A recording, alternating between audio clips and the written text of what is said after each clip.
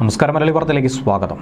IFFK സ്ക്രീനിങ്ങിനിടെ പ്രമുഖ സംവിധായകൻ ഹോട്ടലിൽ വെച്ച് അപമാനിച്ചുവെന്നാരോപിച്ചുകൊണ്ട് വനിതാ സിനിമാ പ്രവർത്തക മുഖ്യമന്ത്രിക്ക് പരാതി നൽകിയിരിക്കുകയാണ്. സിനിമാ മേഖലയുമായി ബന്ധപ്പെട്ട പരാതികൾ ഉയർന്നു വന്നിരിക്കുന്ന, പ്രത്യേകിച്ചും ഇന്ന് ഏറെ സുപ്രധാനമായ ഒരു വിധി വന്നിരിക്കുന്ന സാഹചര്യത്തിൽ കൂടിയാണ് മുഖ്യമന്ത്രിക്ക് പരാതി കിട്ടിയിരിക്കുന്നത്. ഈ പരാതിയാകട്ടെ മുഖ്യമന്ത്രി തിരുവനന്തപുരം സിറ്റി പോലീസ് കമ്മീഷണർക്ക് കൈമാറി. ഇതേ തുടർന്ന് ഹോട്ടൽ സ്ഥിതി ചെയ്യുന്ന സ്ഥലത്തെത്തി പോലീസ് പരിശോധന നടത്തി പരാതിക്കാരിയുടെ മൊഴിയും രേഖപ്പെടുത്തി. പരാതിയിൽ താൻ ഉറച്ചു നിൽക്കുന്നുവെന്നും സിനിമാ പ്രവർത്തക വ്യക്തമാക്കിയിട്ടുണ്ട്. പിന്നാലെ പോലീസ് ഹോട്ടലിലെ CCTV ദൃശ്യങ്ങളടക്കം പരിശോധിച്ചിട്ടുണ്ട്.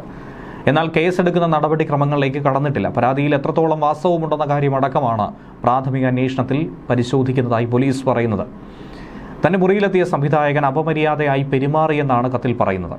IFFKയുടെ ജൂറി അംഗം കൂടിയാണ് ചലച്ചിത്ര പ്രവർത്തക. സ്ക്രീനിങ്ങുമായി ബന്ധപ്പെട്ട ഒരു ചർച്ചയ്ക്കായി മുറിയിലേക്ക് വരാൻ സംവിധായകൻ ചലച്ചിത്ര പ്രവർത്തകയോട് ആവശ്യപ്പെട്ടു. മുറിയിലെത്തിയ ഇവരെ ഉടനെ കടന്നുപിടിക്കുകയായിരുന്നു എന്നാണ് പരാതി. മുഖ്യമന്ത്രിയുടെ ഓഫീസിൽ നിന്നും പരാതി പോലീസിന് ഉടൻ തന്നെ കൈമാറി. പരാതിയിൽ കണ്ടോൺമെന്റ് പോലീസ് ആകട്ടെ പ്രാഥമിക അന്വേഷണവും തുടങ്ങി.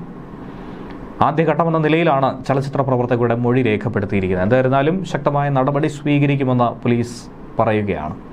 അതേസമയം നടിയെ ആക്രമിച്ച കേസിലെ വിധിയിൽ പ്രതികരിക്കാതിരിക്കുകയാണ് മലയാള സിനിമയിലെ താരസംഘടനയായ അമ്മയുടെ നേതൃത്വം.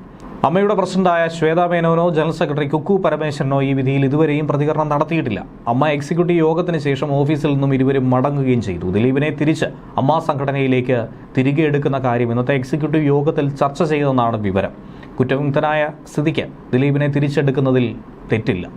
നിയമം നീതിയുടെ വഴിക്ക് നീങ്ങട്ടെ എന്നായിരുന്നു കേസിൽ ദിലീപിനെ എറണാകുളം പ്രിൻസിപ്പൽ സെഷൻസ് കോടതി കുറ്റമുക്തനാക്കിയതിന് പിന്നാലെ അമ്മ സോഷ്യൽ മീഡിയയിലൂടെ പ്രതികരിച്ചത്. അമ്മ കോടതിയെ ബഹുമാനിക്കുന്നുവെന്നും പ്രതികരണത്തിലൂടെ വ്യക്തമാക്കി. കോടതി വിധിയിൽ വ്യക്തിപരമായ സന്തോഷമെന്നാണ് വൈസ് പ്രസിഡന്റ് കൂടിയായിട്ടുള്ള ലക്ഷ്മിപ്രിയ മാധ്യമങ്ങളോട് പ്രതികരിച്ചത്. ദിലീപേട്ടൻ കുറ്റക്കാരനല്ല എന്ന് തന്നെയാണ് അന്നും ഇന്നും വിശ്വസിക്കുന്നത്. അതിനർത്ഥം ഇരയ്ക്കൊപ്പമല്ല എന്നല്ല, രണ്ടുപേരും സഹപ്രവർത്തകരാണ്. ഈ വിധിയിൽ അമ്മയിൽ ചർച്ച ചെയ്തിട്ടുണ്ടെന്നാണ് ലക്ഷ്മിപ്രിയ പ്രതികരിച്ചത്. നടി ആക്രമിക്കപ്പെടുന്ന സമയത്ത് താരസംഘടനയിലെ ട്രഷറായിരുന്നു ദിലീപ്.